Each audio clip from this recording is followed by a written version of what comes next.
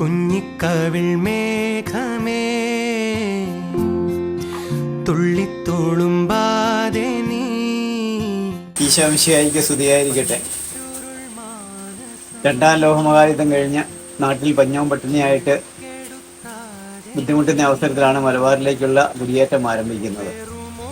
അങ്ങനെ ഞങ്ങളുടെ അകന്ന ബന്ധത്തിൽപ്പെട്ടവരും അയൽവക്കക്കാരും ഒക്കെ ആയിട്ടുള്ള ആൾക്കാർ മലബാറിൽ വന്ന അനുഭവങ്ങൾ പറഞ്ഞ് ഇവിടെ ഉണ്ടാകുന്ന വിളവുകളെ പറ്റിയും നേട്ടങ്ങളെ പറ്റിയൊക്കെ പറഞ്ഞറിഞ്ഞ് ഞങ്ങൾ 8 മക്കളെ ആയിട്ട് ഞങ്ങളുടെ കാരണവന്മാർ മലബാറിലേക്ക് കുടിയേറുക 1955. ഞങ്ങളിവിടെ വെലങ്ങാട്ടിൽ വരുമ്പോൾ ബസ് സർവീസോ റോഡോ പാലങ്ങളോ ഒന്നും ഉണ്ടായിരുന്നില്ല. ചുരുങ്ങിയ ആൾക്കാരെ താമസം ഉണ്ടായിരുന്നുള്ളൂ. പള്ളിയില്ല, സ്കൂളില്ല. അന്ന് ഞങ്ങളുടെ കാരണവന്മാർ 4 മരത്തിന് തൂണ് കുഴിച്ചിട്ട് ഒരു പള്ളി, ഒരു ചെറിയ ഷെഡുണ്ടാക്കി അവിടെയാണ് ആദ്യം കുർബാന. അന്ന് വിയാരിച്ചൻ ഉണ്ടായിരുന്നില്ല. മരുതോങ്കര എന്ന ലക്ഷം വന്നാണ് കുർബാന ചൊല്ലിക്കൊണ്ടിരുന്നത്. അത് കഴിഞ്ഞ് കാലക്രമത്തിൽ നല്ലൊരു ഷെഡ്, ഓല കെട്ടിയൊരു പള്ളി ഉണ്ടാക്കി, തറ തല്ലി മെഴുകി ചാണകം മെഴുകിയൊരു തറയായിട്ട് ഒരു പള്ളിയായിരുന്നു. അതിനുശേഷമാണ് പടിപടിയായിട്ട് നല്ലൊരു പള്ളി ഉണ്ടായി. അത് കഴിഞ്ഞിട്ട് 90കളിലാണ് ഇപ്പോൾ കാണുന്ന പള്ളി ഉണ്ടായിരിക്കുന്നത്. അങ്ങനെ ഞങ്ങൾ മലബാറിലേക്ക് കുടിയേറുമ്പോൾ വടകര വരെ ട്രെയിനിന് വന്ന് അവിടുന്ന് ബസ്സിന് കല്ലാച്ചി വന്ന് അവിടുന്ന് ഒരു വാനിനാണ് ഞങ്ങൾ വെലങ്ങാട്ടിലെത്തുന്നത്.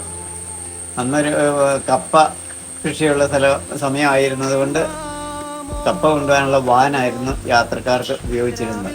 കപ്പ മാലെന്ന് പറയും. കയറ് കൊണ്ടുണ്ടാക്കി ഒരു കൂട് പോലെ കെട്ടിയ ഒരു മാലെന്ന് പറയുന്നത്. അതിനകത്താണ് കപ്പ 10-50 കിലോ കൊള്ളുന്ന ഒരു മാല്. അങ്ങനെ ഈ മാലുകൾ അടുക്കി വെച്ച കപ്പച്ചാക്കിൻ്റെ മുകളിലിരുന്നാണ് കല്ലാച്ചിക്ക് യാത്ര ചെയ്തുകൊണ്ടിരുന്നത്. അരിയോ സാധനങ്ങളോ എന്തുവാണെങ്കിലും കല്ലാച്ചി പോയി വാങ്ങേണ്ടിയിരുന്നു. ഇവിടെ കൃഷികളൊന്നും ഉണ്ടായിരുന്നില്ല. എല്ലാം ഈ കുടിയേറ്റക്കാർ വന്ന് വനം തെളിച്ച് ആദ്യം മുതലേ കൃഷി തുടങ്ങിയതാണ്. നെല്ല്, കപ്പ, ചേന, ചേമ്പ്, കാച്ചില, വാഴ അങ്ങനെ ഉള്ള കൃഷികൾ ആദ്യം ആരംഭിച്ചു. അതൊരു വർഷമായപ്പോഴത്തേനും വിളവെടുക്കാറായി. പിന്നെ ഇങ്ങോട്ട് പട്ടിണി ഉണ്ടായിട്ടില്ല. എല്ലാവരും വളരെ സന്തോഷകരമായിട്ട് പണിയെടുത്ത് ജീവിച്ചു പോന്നു. കാട്ടുമൃഗങ്ങളുടെ ശല്യം ആ കാലഘട്ടത്തിൽ ധാരാളം ഉണ്ടായിരുന്നു. ആന, പന്നി, കുരങ്ങ്, മുള്ളൻ അങ്ങനെയുള്ള ജീവികളൊക്കെ ആക്രമിച്ചുകൊണ്ടിരുന്ന കൃഷിയെ. പിന്നെ ഞങ്ങൾ കൃഷി ചെയ്ത് ഓരോ വർഷം ഇങ്ങനെ കാട് വെട്ടിത്തെളിച്ച് കൃഷി ചെയ്ത് നെല്ലൊക്കെ ആവശ്യത്തിനുള്ള നെല്ല് ഉൽപ്പാദിപ്പിക്കുമായിരുന്നു. പിന്നെ 2 കൊല്ലം കഴിഞ്ഞപ്പോഴത്തേനും കുരുമുളകൊക്കെ കൃഷി ചെയ്ത് കുരുമുളക് ആദായമായി. പിന്നെ റബ്ബർ നട്ടു, തെങ്ങായി, കവുങ്ങായി, അങ്ങനെ ആദായമായി. അങ്ങനെ പടിപടിയായിട്ട് നാട് പുരോഗമിച്ചുകൊണ്ടിരുന്നു. അതിൻ്റെ ഇടയ്ക്ക് റോഡുകളും പാലങ്ങളും ഒക്കെ ഓരോ വിയാരിച്ചന്മാരുടെയും കാലത്ത് അങ്ങനെയായി. 1955 ഇവിടെ ആദ്യമായിട്ട് സ്കൂൾ ആരംഭിക്കുന്നത്. ആദ്യത്തെ 1ാം ക്ലാസ്സിൽ തന്നെ ആദ്യ വർഷം എന്നെ 1ാം ക്ലാസ് ചേർത്തു. 4ാം ക്ലാസ് വരെ ഇവിടെ വിദ്യാഭ്യാസം നടത്തി. അതിനുശേഷം സ്കൂളില്ലാത്തിരുന്നുകൊണ്ട് 8 കിലോമീറ്റർ അകലെ വളയത്ത് എന്നെ കൊണ്ട് ചേർത്തു. 5ാം ക്ലാസ്സിൽ അവിടെ കൊണ്ട് ചേർത്ത്. രാവിലെ 5 മണിയാകുമ്പോൾ ഇവിടുന്ന് എഴുന്നേറ്റ് നടക്കും. അവിടെ 10 മണി ആകുമ്പോഴത്തേനും സ്കൂളിലെത്തും. 4 മണി വിട്ട് ഇങ്ങോട്ട് നടക്കും. അങ്ങനെ 16 കിലോമീറ്റർ നടന്നാണ് ആദ്യ മാസങ്ങളിൽ ഞാൻ 5ാം ക്ലാസ്സിൽ സ്കൂളിൽ പോയിക്കൊണ്ടിരുന്നത്. അതിനുശേഷം ഒരു പനി പിടിച്ചപ്പോൾ അടുത്തുള്ളൊരു വീട്ടുകാരുടെ, എൻ്റെ കൂടെ പഠിക്കുന്നൊരു കുട്ടിയുടെ വീട്ടിൽ എൻ്റെ ചാച്ചൻ കൊണ്ടാക്കി. അങ്ങനെ 5ാം ക്ലാസ് അവിടെ പൂർത്തിയാക്കി. 6ാം ക്ലാസ് വന്നപ്പോഴത്തേനും ഇവിടെ ഒരു UP സ്കൂളായി. അങ്ങനെ 6ാം ക്ലാസ്സിൽ ഇവിടെ പഠിച്ച് 7ാം ക്ലാസ്സിലും പഠിച്ച് അങ്ങനെ 7ാം ക്ലാസ് പഠിച്ചതിനോടുകൂടി വിദ്യാഭ്യാസം നിർത്തി. പിന്നെ സ്കൂളിൽ പോകാൻ പറ്റിയിട്ടില്ല. പിന്നെ വളരെ നാളുകൾക്ക് ശേഷമാണ് ഇവിടെ ഹൈസ്കൂളൊക്കെ ആയത്. അപ്പോഴത്തേനും നാട്ടിൽ പല പുരോഗതി ഉണ്ടായി. ഘട്ടം ഘട്ടമായിട്ട് ബസ് സർവീസ് തുടങ്ങി. തോടിനൊക്കെ പാലങ്ങളായി. ആദ്യകാലത്ത് തലശ്ശേരിയിലായിരുന്നു മുളക്, റബ്ബർ അങ്ങനെയുള്ള സാധനങ്ങൾ കൊണ്ട് വിറ്റുകൊണ്ടിരുന്നത്. ഇവിടെ കല്ലാച്ചിയിൽ അതിനുള്ള മാർക്കറ്റില്ല. വെലങ്ങാട്ടിൽ കച്ചവടങ്ങളൊന്നുമില്ല. അങ്ങനെ പെരിങ്ങത്തൂർ ചെങ്ങാടം കടന്നാണ് ബസ്സൊക്കെ പോയിക്കൊണ്ടിരുന്നത്. 2 തോണി വെച്ച് കെട്ടി, തോണിയേൽ വിലങ്ങനെ മരത്തിൻ്റെ കട്ടിയുള്ള വലകൾ അടിച്ച് അതിൻ്റെ മുകളിലായിരുന്നു ബസ് കയറ്റി ഇങ്ങനെ യാത്ര ചെയ്തുകൊണ്ടിരുന്നത്. അങ്ങനെയാണ് പെരിങ്ങത്തൂർ പുഴ കടന്ന് അക്കരെ തലശ്ശേരിക്ക് പോയിക്കൊണ്ടിരുന്നത്. ആസ്പത്രിയിൽ പോകണമെങ്കിലും സൗകര്യം വടകരയോ തലശ്ശേരിയിലോ ഉണ്ടായിരുന്നുള്ളൂ. അങ്ങനെ ഇവിടെ നാട്ടു ചികിത്സയും കാര്യങ്ങളും ഒക്കെ ആയിരുന്നു ആദ്യകാലങ്ങളിൽ ഉണ്ടായിരുന്നത്. പിന്നെ ഞങ്ങൾ ഘട്ടം ഘട്ടമായിട്ട് ഓരോ പറമ്പുകൾ വാങ്ങി തേണിച്ച് എൻ്റെ 21ാമത്തെ വയസ്സിൽ വിവാഹം നടന്നു. ഞങ്ങൾ ഉടുമ്പറങ്ങി മലയുടെ അങ്ങേ മലയിലും ഇങ്ങേ മലയിലും ആയിരുന്നു. ഭാര്യ വീട് അങ്ങേ മലയിലായിരുന്നു, ഞങ്ങൾ ഇങ്ങേ മലയിലായിരുന്നു. എന്നിട്ട് ഞങ്ങൾ തീക്കോയിലാണ് വളർന്നത്. ഞാൻ സ്കൂളോ പള്ളിക്കൂടോ പള്ളിയൊന്നും കണ്ടിട്ടില്ല. എല്ലാം മലങ്ങാട് വന്നപ്പോൾ ഞങ്ങൾ അക്ഷരം എഴുതിയ പേപ്പർ പോലും ഞാൻ കണ്ടിട്ടില്ല. ഇവിടെ വരുമ്പോൾ ഇതെല്ലാം കാണുന്നു. അങ്ങനെ സ്കൂളിൽ പോയിട്ടും എന്നെ കൊണ്ട് ചേർത്ത് പൂജയെടുപ്പിനാണ്. അപ്പോൾ അക്ഷരങ്ങളൊന്നും എല്ലാം പഠിച്ചു കഴിഞ്ഞപ്പോഴാണ് ഞാൻ ചെല്ലുന്നത്. അതുകൊണ്ടൊന്നും എനിക്ക് ഒരക്ഷരം പോലും പഠിക്കാനും പറ്റിയിട്ടില്ല, കണ്ടിട്ടുമില്ലായിരുന്നു. അങ്ങനെയൊക്കെ പഠിച്ചു. ഇങ്ങനെയോ 4ാം ക്ലാസ് വരെ പൂർത്തിയാക്കി. 5ാം ക്ലാസ്സിൽ 2 കൊല്ലം പഠിച്ചു. പകുതി ആകുമ്പോൾ നിർത്തും. ഞങ്ങൾ 8 മക്കളുടെ മൂത്താണ് ഞാൻ. അത് കാരണം എനിക്ക് ഉത്തരവാദിത്തമൊക്കെ കൂടുതലുള്ളതുകൊണ്ട് സ്കൂളിൽ പലതും പറ്റുകയില്ലായിരുന്നു. എന്തെങ്കിലും കൂടുതലും പണിയൊക്കെ ഉള്ളപ്പോൾ എന്നെ വിടിയല്ല. അങ്ങനെയൊക്കെ പഠിച്ച് അത്രയൊക്കെ ജീവിച്ചു.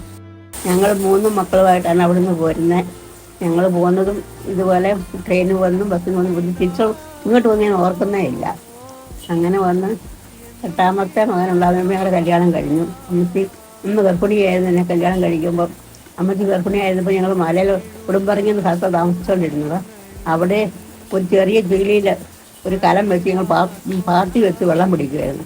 ഒരു ഞായറാഴ്ച പള്ളി കഴിഞ്ഞ് വന്നപ്പോൾ തിരും മഴയാണ്. അമ്മ പറഞ്ഞു പോയി ആ കലം എടുത്തുകൊണ്ട് പോരാൻ പറഞ്ഞു. അന്ന് പറയാതെ ഞാൻ പൊക്കോളാൻ പറഞ്ഞു. അമ്മച്ചി തന്നെ പോയി ഈ കലം പിടിച്ചിട്ട് കിട്ടിയില്ല. എന്നാൽ മുഖം മുകളിൽ ഉരുള ഒട്ടി വരിക. അമ്മച്ചി ഗർഭിണിയാണ്. അമ്മച്ചി കലം വിട്ടിട്ട് ഇങ്ങോട്ടും മാറുക. അമ്മച്ചി നിന്ന കലമെല്ലാം കൂടെ വെള്ളം കൊണ്ടുപോയി.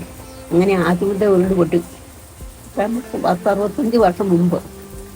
അത് കഴിഞ്ഞപ്പം തൊട്ട് പിന്നെയും കലക്കവെള്ളം കാണുന്നത് തന്നെ പേടിയായിരുന്നു. പിന്നെ ഞങ്ങൾ സിനിമ കാണാൻ പോകുന്ന ആദ്യം കല്ലാറ്റി പോയി സിനിമ കാണാൻ പോയി. പാലാട്ട് കൊണ്ടുവന്ന് സിനിമയാണ് കാണുന്നത്. ഞങ്ങൾ ഇവിടുന്ന് ബാലിന് പോയിട്ട് പാനയപ്പോഴൊക്കെ ചെല്ലുമ്പോഴത്തേക്ക് ഞങ്ങൾ പോയി പൊടിമണ്ണ് തെളിച്ചിട്ട് ആകെ മനുഷ്യക്കോലം പോലും ഇല്ലെന്നായി. പിന്നെ പോയി അവിടെ പുഴയിലിറങ്ങി കുളിച്ച് ഡ്രസ്സൊക്കെ അലക്കിയിട്ട് പോയി സിനിമ കാണുന്നു. അങ്ങനെ ആദ്യത്തെ സിനിമ കണ്ട് അവിടെ കല്ലാറ്റി തൊട്ട് വെങ്ങാട് വരെ ഞങ്ങൾ 3 മക്കളും ചാത്തനും കൂടെ നടന്നു. അങ്ങനെ ആദ്യ സിനിമ കാണുന്നു. വെലങ്ങാട്ടിലെ ആദ്യത്തെ പ്രകൃതിക്ഷോഭം ഉരുളുപൊട്ടലുണ്ടാകുന്ന 1968-ലാണ്. അതിൽ ഏറ്റവും അന്ന് വെലങ്ങാട് പ്രദേശത്ത് 32 ഉരുളുകൾ പൊട്ടി. 24 മണിക്കൂർ സമയം നിർത്താതെ വലിയ മഴ പെയ്തു. അങ്ങനെ ആ ഉരുളുപൊട്ടിന് ഞങ്ങൾ വീട്ടിലിരിക്കുമ്പോഴാണ് ഞങ്ങളുടെ വീടിൻ്റെ ഏറ്റവും മുകളിൽ മലയുടെ മുകളിൽ നിന്ന് വലിയ ഉരുള് പൊട്ടി വരുന്നത്. അങ്ങനെ വന്നിട്ട് കുറച്ച് താഴോട്ട് വന്നിട്ടൊരു പാറക്കെട്ടുണ്ട്. അതിൽ തട്ടിയിട്ട് ഞങ്ങളുടെ വീടിനെ തട്ടാതെ 2 വയസ്സിലൂടെ ഉരുള് അങ്ങനെ പോവുകയാണ് ചെയ്തത്. ഞങ്ങളുടെ വീടിൻ്റെ മുറ്റത്തിൻ്റെ ചേർന്നാണ് ഉരുള് പോയത്. ഉരുള് പൊട്ടി കഴിഞ്ഞപ്പോഴത്തേനും ഞങ്ങൾ അവിടെ നിന്ന് ഇറങ്ങി ഓടി. എല്ലാവരും കൂടെ കഞ്ഞി അടുപ്പത്ത് തിളച്ച് കിടക്കുന്ന നോക്കിയില്ല, മുറ്റത്ത് നൂർത്ത് വെച്ചിരുന്ന ഉട പോലും എടുക്കാതെ ഓടുകയാണ് ചെയ്തത്. അങ്ങനെ ഞങ്ങൾ ഓടി കുറേ അകലെയുള്ള അയൽവക്കത്തെ വീട്ടിൽ പോയി അഭയം പ്രാപിച്ച് അവിടെ 3-4 ദിവസം കൂടി. അത് കഴിഞ്ഞിട്ടാണ് മഴ കുറഞ്ഞപ്പോൾ മടങ്ങിയെത്തുന്നത്. അത് ഞങ്ങളുടെ വിവാഹത്തിൻ്റെ തലേ വർഷമാണ്. അങ്ങനെ മേരിയുടെ വീട്ടുകാർ അയൽവക്കക്കാരും എല്ലാവരും കൂടെ തോട് കിടക്കത്തില്ലാത്തതുകൊണ്ട് അവർ നേരെ മലയുടെ മണ്ടയിലോട്ട് ഓടി മാടാഞ്ചേരി മലയുടെ മണ്ടയിൽ ചെന്നിട്ട് അണ്ടൂത്താഴക്കാരുടെ വീട്ടിൽ പോയിട്ട് അങ്ങനെ കൂടി അവർ 2-3 ദിവസം കഴിഞ്ഞിട്ടാണ് മടങ്ങി വരുന്നത്. അതിനുശേഷം അവർ അവിടുന്ന് താമസം മാറ്റി സ്കൂളിൻ്റെ മുകൾ വശത്ത് ഒരു പറമ്പുണ്ടായിരുന്നു. ആ പറമ്പിൽ ഒരു വീടൊക്കെ വെച്ച് അങ്ങോട്ട് മാറി. അങ്ങനെ ആ ഉടുമ്പറങ്ങി ഭാഗത്തുണ്ടായിരുന്ന കുറേ വീട്ടുകാർ അവിടുന്ന് താമസം മാറേണ്ടി വരും. അങ്ങനെയാണ് ആദ്യത്തെ ഉരുളുപൊട്ടും കാര്യങ്ങളും. ഞങ്ങൾ മലബാറിൽ വന്നപ്പോൾ 8 മക്കളായിരുന്നെന്ന് പറഞ്ഞു. 5 മക്കളും കൂടെ ഞങ്ങൾക്ക് ഉണ്ടായി. അങ്ങനെ 13 സഹോദരങ്ങളാണുള്ളത്. അതിലൊരാളിപ്പം മരണപ്പെട്ടു. 12 പേരുമുണ്ട്. ഏറ്റവും മൂത്തത് 2 പെങ്ങന്മാരാണ്. അവർ 90 വയസ്സ് കഴിഞ്ഞ് ഏറ്റവും മൂത്ത പെങ്ങൾക്ക്. ബാക്കിയുള്ളവരെല്ലാം വലിയ കുഴപ്പമില്ലാതെ സുഖമായി കഴിയുന്നു. കേരളത്തിൻ്റെ നാനാഭാഗത്തായിട്ട് എല്ലാവരും ജീവിക്കുന്നു. 1969 ഏപ്രിൽ 21-ാം തീയതിയാണ് ഞങ്ങളുടെ വിവാഹം. ഞങ്ങൾ ഒരേ പ്രദേശത്ത് താമസക്കാരാണെങ്കിലും അറിയുന്നവരായിരുന്നു. 1 സൈഡ് സ്നേഹമായിരുന്നു. മേരിക്ക് അറിയത്തില്ലായിരുന്നു എനിക്ക് ഇഷ്ടമാണെന്നുള്ള വിവരം. ഞാൻ പറഞ്ഞിട്ടുമില്ല. അങ്ങനെ കല്യാണം ഉറപ്പിച്ചു വേറൊരാളുമായിട്ട്.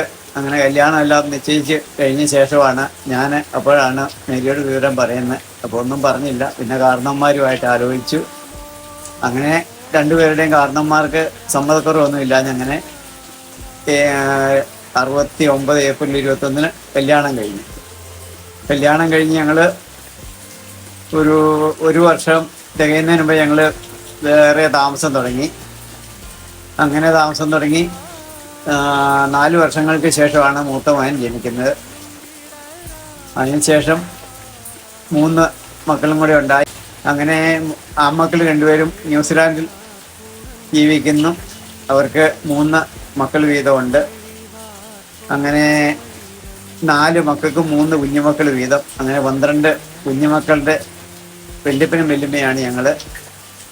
അതിലിപ്പം ബിൻസിയുടെ മോള് 2 മോനും 1 മോളുമാണുള്ളത്.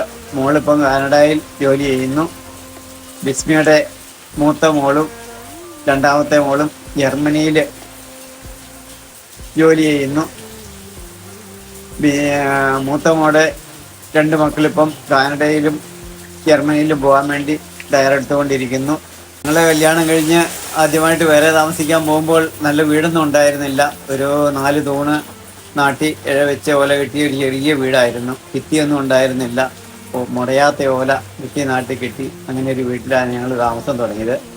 അതിനുശേഷം ഞങ്ങൾ 2 കൊല്ലങ്ങൾക്ക് ശേഷം ഒരു ബങ്കട്ട പിടിച്ച് ഭിത്തിയൊക്കെ കെട്ടി തറ തെല്ലിച്ചായ്ച്ച് ചാണകം മെഴുകിയൊരു തറയായിരുന്നു. അങ്ങനെ ഒരു വീടുണ്ടാക്കി. അതിനുശേഷം കുറേ കാലങ്ങൾക്ക് ശേഷം വെട്ടുകല്ലിൻ്റെ ഭിത്തി കെട്ടി ഓടൊക്കെ വെച്ച് നല്ലൊരു വീടുണ്ടാക്കി. അവിടെ ഒരു 17 കൊല്ലം ഉടുമ്പറങ്ങി മലയിൽ താമസിച്ചു. വെള്ളത്തിനൊക്കെ വലിയ ക്ഷാമമായിരുന്നു. ഞങ്ങൾ മക്കളെയൊക്കെ ഉറക്കി കിടത്തിയ ശേഷം രാത്രിക്ക് കലവും പാത്രമൊക്കെ ആയിട്ട് അകലെ പോയിട്ട് പാത്തിക്കൂടെ ചെറിയ വണ്ണത്തിന് വെള്ളം വരുന്നത് പാത്തിയിൽ നിന്ന് വെള്ളം പിടിച്ചു കൊണ്ടെന്നാണ് വെള്ളം ഉപയോഗിച്ചുകൊണ്ടിരുന്നത്. അവിടെ ചെല്ലുമ്പോൾ 4-5 വീട്ടുകാർ 8-10 കലങ്ങൾ ഇങ്ങനെ ലൈനായിട്ട് വെച്ചിരിക്കും. ആദ്യം വരുന്നവർ ആദ്യം വെള്ളം പിടിക്കും. 1 മണിക്കൂർ മിച്ചം വേണം ഒരു കലം വെള്ളം കിട്ടണമെങ്കിൽ അറിയാൻ. അങ്ങനെ രാത്രി കാലങ്ങളിൽ ഉറക്കളച്ചൊക്കെയാണ് വെള്ളമൊക്കെ കൊണ്ടിരുന്നത്. ഞങ്ങൾ ആ കാലഘട്ടങ്ങളിലൊക്കെ വീട് ഓല കെട്ടിയതായിരുന്നു. അപ്പോൾ ഓല മുടച്ചിൽ പകൽ മുഴുവൻ പറമ്പിൽ അധ്വാനിച്ചിട്ട് രാത്രി കാലങ്ങളിൽ ഓല മുടയും. അതുപോലെ കൊയ്ത്തിൻ്റെ സമയം വന്നാൽ പകൽ മുഴുവൻ നെല്ല് കൊയ്യും, രാത്രിയിൽ നെല്ല് മെതിക്കും. കുരുമുളക് പറിക്കുന്ന സമയം വന്നാൽ പകൽ മുഴുവൻ മുളക് പറിക്കും, രാത്രിക്കത് മെതിച്ച് അങ്ങനെ ഉണങ്ങിയൊക്കെ എടുക്കും. കപ്പവാട്ടിൻ്റെ സമയം വന്നാൽ പകൽ മുഴുവൻ പണിയെടുത്തിട്ട് രാത്രിക്കാണ് കപ്പവാട്ടും പരിപാടിയൊക്കെ. അങ്ങനെ രാത്രിയും പകലും ഒരുപോലെ അധ്വാനിച്ചാണ് ജീവിച്ചു പോകുന്നത്. ദൈവാനുഗ്രഹത്താൽ അപകടങ്ങൾ നിറഞ്ഞ സ്ഥലങ്ങളിലൂടെ ഒരുപാട് റിസ്ക് എടുത്തൊക്കെ ജീവിച്ചിട്ടുണ്ടെങ്കിലും ഒരു ബുദ്ധിമുട്ടും അപകടങ്ങളും കൂടാതെ ദൈവം കാത്തു പരിപാലിച്ചു. അങ്ങനെ 1999 ഞങ്ങൾ മലയുടെ മുകളിൽ നിന്ന് താഴേക്ക് ഇപ്പം ഉള്ള ഈ വീട്ടിലേക്ക് വന്നു. മുകളിലുണ്ടായിരുന്നൊരു വീട് പൊളിച്ചു കൊണ്ടുവന്ന് റോഡിൻ്റെ സൈഡിൽ അവിടെ വെച്ച് മുന്നേ കാണുന്ന വീട്, അവിടെ ആണ് ആദ്യം താമസിച്ചിരുന്നത്. അത് കഴിഞ്ഞ് ഒരു 2006 കൂടിയാണ് ഈ പുതിയ നല്ല വീട് വെച്ച് ഇങ്ങോട്ട് താമസം മാറുന്നത്. എൻ്റെ മുൻതലമുറക്കാർ എൻ്റെ ഇച്ചാത്തിന് 5 സഹോദരങ്ങളായിരുന്നു. അവർ 2 പെണ്ണുങ്ങളും 5 ആണുങ്ങളും. കൂലിപ്പറമ്പിൽ കുഞ്ഞാപ്പനും ചേട്ടനെ വിളിക്കുന്ന മത്തായി എന്ന പേര്. ചാച്ചൻ്റെ ചാച്ചൻ ഞങ്ങളുടെ വല്യപ്പച്ചി മാത്രമേ ഞാൻ കണ്ടതായിട്ട് ഓർക്കുന്നുള്ളൂ. വല്യമ്മച്ചി ഞാൻ ഉണ്ടാകുന്നതിന് മുമ്പ് മരിച്ചുപോയി. അവരുടെ സഹോദരങ്ങളെ പറ്റിയൊന്നും അറിയത്തില്ല. എൻ്റെ അപ്പച്ചി ഇവിടുന്ന് വെലങ്ങാട്ടിൽ നിന്നാണ് മരിക്കുന്നത്. ആ അപ്പച്ചിയെ മാത്രമേ എനിക്ക് പരിചയമുള്ളൂ. എൻ്റെ ചാച്ചൻ 2 മക്കളായിരുന്നു ഉണ്ടായിരുന്നത്. ചാച്ചൻ്റെ അനിയന് പിന്നെ 21 വയസ്സൊക്കെ കല്യാണമൊക്കെ ഉറച്ചു നിന്നപ്പോൾ തെറ്റ് വീണ് മരിച്ചു. അങ്ങനെ പിന്നെ ചാച്ചൻ്റെ അപ്പൻ 2ാമത് കല്യാണം കഴിച്ചിട്ട് 6 മക്കളുണ്ട്. എൻ്റെ ചാച്ചന് അമ്മ മരിച്ചു കഴിഞ്ഞപ്പം 2 വയസ്സായപ്പോഴത്തേക്ക് അമ്മ വീട്ട് കൊണ്ടാണ് വളർന്നത്. കല്യാണപ്രായമൊക്കെ ആയപ്പോഴാണ് നാട്ടുകെട്ട് കൊണ്ടുവന്നത്. അങ്ങനെ അമ്മച്ചിയും ചാച്ചനും അമ്മച്ചിയുടെ വീട്ടുകാരാണും 4-5 മക്കളുമായിരുന്നു ഉണ്ടായിരുന്നത്. 57 വർഷമായി ഞങ്ങളുടെ വിവാഹം കഴിഞ്ഞിട്ട്. വലിയ പൊട്ടലും ചീറ്റലും ഒന്നും ഇല്ലാതെ സന്തോഷകരമായിട്ട് ജീവിച്ചു പോയിരുന്നു. ഈ 57 കൊല്ലം എന്നെ സഹിച്ചതിന്റെ എന്തെങ്കിലും അനുഭവങ്ങൾ പറയാനുണ്ടെങ്കിൽ പറഞ്ഞു. അതിനോടൊന്നും പറയാനില്ല. ഇല്ല, നസ്രത്തിലെ തിരുക്കുടുംബം പോലെ എന്ന് പറയാൻ പറ്റിയ ഈശോയുടെ വീടാണത്. എന്നാലും അതിൻ്റെ അടുത്ത് ശാന്തിയും സമാധാനമുള്ള കുടുംബജീവിതമായിരുന്നു ഞങ്ങളുടേത്. ഞങ്ങളുടെ ജീവിതത്തിൽ ഇന്നേ വരെ ഈ 57 വർഷമായിട്ട്, അല്ലെങ്കിൽ എനിക്ക് ഇപ്പോൾ 78 വയസ്സായി. എൻ്റെ ഈ 78 വയസ്സിനോടിടയ്ക്ക് ഒരു ദുഃഖം, ദുരിതം, അപകടം ഇങ്ങനെ കാര്യമായിട്ടൊന്നും ഉണ്ടായിട്ടില്ല. ദൈവത്തിന് നന്ദി പറയാനല്ലാതെ പരിഭവം പറയാനൊന്നുമില്ല. തന്നേനെല്ലാം ദൈവത്തിന് നന്ദി പറയുകയാണ്. ഇനിയിപ്പം കൂടുതലായിട്ട് ചോദിക്കാനൊന്നുമില്ല. 4 മക്കള്, 12 കുഞ്ഞുമക്കള്. 4 മക്കളല്ല, ഞങ്ങൾക്ക് 4 മക്കളുടെ ജീവിത പങ്കാളികള് സ്വന്തം മക്കളെ പോലെ തന്നെയാണ്. അപ്പം ഞങ്ങൾ മരുമക്കളായിട്ടല്ല കണക്കാക്കിയേക്കുന്നത്, 8 മക്കളായിട്ടാണ് ഞങ്ങൾ കണക്കാക്കിയേക്കുന്നത്. അവര് മക്കളും അതുപോലെ ഞങ്ങളെ കരുതലോടെ നോക്കുന്നുണ്ട്. അപ്പോൾ അതിന് ദൈവത്തിന് നന്ദി പറയുകയാണ്. അസമലയിലെ തേയിലത്തോട്ടത്തിൽ വാസം ചെയ്യുന്നവർ ബാലർ ഞങ്ങൾ. ചായ കുടിക്കുമ്പോൾ കൊച്ചു കീടാങ്ങളെ ഈ അനുജന്മാരെ ഓർത്തിടണേ. കോടപ്പേരുമഴ പെയ്യുന്ന നാടിതു കാടുകളാണേ മലം ചെരുവിൽ. കാടുകളൊക്കെയും വെട്ടിത്തെളിച്ചിട്ടു തേയിലത്തോട്ടമായി മാറ്റി ഞങ്ങൾ. തോട്ടമുടമസ്ഥൻ കൽപ്പിച്ചരുളുന്ന കൊച്ചു കുടികളിൽ പാർപ്പു ഞങ്ങൾ. തൊട്ടമുതുകത്തു കെട്ടിവെച്ചമ്മമാർക്കും ഒട്ടുമിലകളും നുള്ളും നേരം ഞങ്ങളും ചെന്നു സഹായിക്കുമാറുണ്ട്. ഞങ്ങളാലാകുന്ന മട്ടിലൊക്കെ